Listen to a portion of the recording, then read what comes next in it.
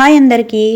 ఇప్పుడు పాలకూర ఉల్లికారం తయారు చేసుకుందాం. పాలకూర ఉల్లికారం కోసము 4 కట్టలు పాలకూర, ఒక 3 ఉల్లిపాయలు ఇలా పెద్దగా తరిగి చేసుకోవాలి.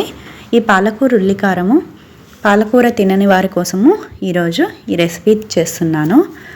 దీంట్లో ఒక సీక్రెట్ రెసిపీ వేస్తున్నాము, అందుకే ఇది తినని వారి కోసం బాగుంటుంది. ఇప్పుడు ఒక ప్యాన్ పెట్టి ఆయిల్ వేసి ఇందులో ఒక జీలకర్ర 1 స్పూను, శనగపప్పు 2 స్పూన్లు, ధనియాలు 3 స్పూన్లు ఇలా వేసాక వేయించాలి. 1 నిమిషం ఇలా వేయించాక ఇప్పుడు ఇందులో 5 ఎండుమిర్చి వేస్తున్నాను. నేను ఇందులో కొంచెం కారం తీసుకుంటున్నాను, అందుకని ఎండుమిర్చి 5 వేస్తున్నాను. ఒక 8 వరకు వేసుకోవచ్చు కారం ఎక్కువ తినే వాళ్ళ కోసము. ఇలా వేయించాక ఇప్పుడు దీన్ని మిక్సీ జార్లోకి తీసుకోవాలి. ఇప్పుడు అదే ఆయిల్లో మనము తరిగిన ఉల్లిపాయల్ని వేయాలి.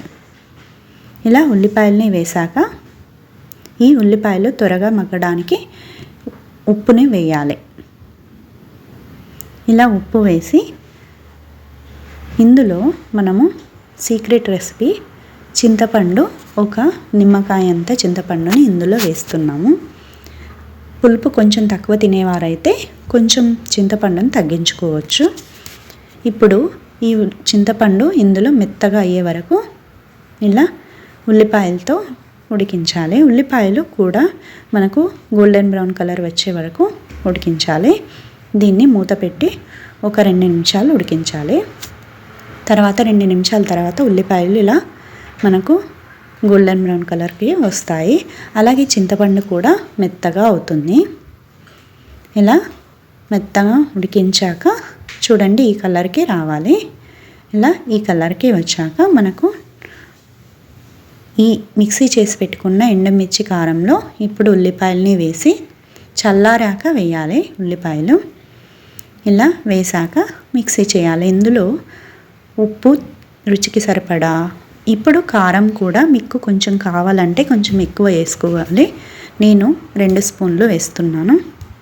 ఉల్లిపాయలు, ఆ కారము, ఎండుమిర్చి కారము 2 ఒకటేసారి వేస్తే మనకు ధనియాలు మెత్తగా పేస్ట్ అవ్వదు, అందుకని ఇలా విడివిడిగా మిక్సీ చేయాలి. చూడండి ఇప్పుడు ఇలా కొంచెం ఉల్లిపాయలు మెత్తగా అయ్యే వరకు ఉండకుండా కొంచెం ఉల్లిపాయలు మనకు ఇలా కనపడుతూ ఉండాలి. ఇలా ఉంటే మనకు టేస్టీగా ఉంటుంది కర్రీ. ఇలా ఇప్పుడు ఇంకో ప్యాన్ తీసుకొని ఇందులో ఒక 2-3 స్పూన్లు నూనె వేయాలి. నూనె కొంచెం ఎక్కువ పడుతుంది.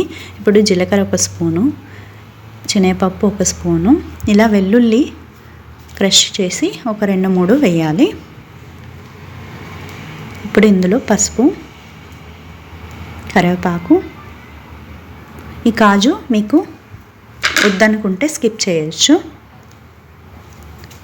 కానీ కాజు వేసుకుంటే కూడా మంచి టేస్ట్ ఉంటుంది. కరివేపాకుతో చాలా బాగుంటుంది, ఈ కర్రీకి ఫ్లేవర్ చాలా బాగుంటుంది.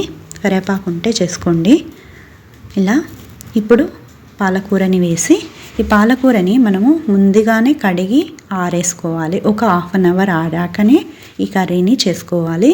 వెంటనే పాలకూర కడుక్కుంటే ఇందులో వేయకూడదు, వాటర్ ఎక్కువ వస్తాయి. చూడండి ఇలా ఒక 5 నిమిషాలు మూత పెట్టకుండా ఇలా అటు ఇటు మొత్తం మంచిగా మిక్స్ అయ్యేలా మిక్స్ చేసి ఇలా మొత్తం మనకు దగ్గరికి ఇలా అయ్యే వరకు ఉంచాలి. ఇలా 5 నిమిషాల తర్వాత మనము చేసి పెట్టుకున్న పేస్ట్ని ఇందులో వేయాలి. ఇలా పేస్ట్ అంతా ఇందులో వేసి ఇందులో వాటర్ని యాడ్ చేయొద్దు, అలాగే మొత్తం పేస్ట్ అంతా వేయాలి. ఇలా మొత్తం పేస్ట్ వేసాక మొత్తం అంతా మంచిగా మిక్స్ అయ్యేలా మిక్స్ చేయాలి. చూడండి ఇలా అంతా మంచిగా మిక్స్ అయ్యేలా మిక్స్ చేస్తూ ఉండాలి. ఇలా 1 నిమిషం మిక్స్ చేయాలి. మంచిగా మిక్స్ అయ్యేలా ఇలా మంచిగా మిక్స్ చేశాక ఇప్పుడు దీని మీద మూత పెట్టి ఒక 10 నిమిషాలు ఉడికించాలి. 10 నిమిషాల తర్వాత మనకు కర్రీ రెడీ అవుతుంది. చూడండి ఇలా చుట్టూ ఆయిల్ వస్తే మనకు కర్రీ రెడీ అయినట్టు. దీన్ని 1 నిమిషం ఇలా మిక్స్ చేయాలి. అంతే, మనకు పాలకూర ఉల్లికారం రెడీ అయింది. దీన్ని వేడివేడి అన్నంలోకి తింటే ఎంత టేస్టీగా ఉంటుందో, చాలా బాగుంటుంది. ఇలా వేడివేడి అన్నంలోకైనా లేకపోతే మనము చపాతీలోకైనా జొన్న రొట్టెలకైనా ఎలాంటి వాటిలోకైనా చాలా రుచిగా ఉంటుంది.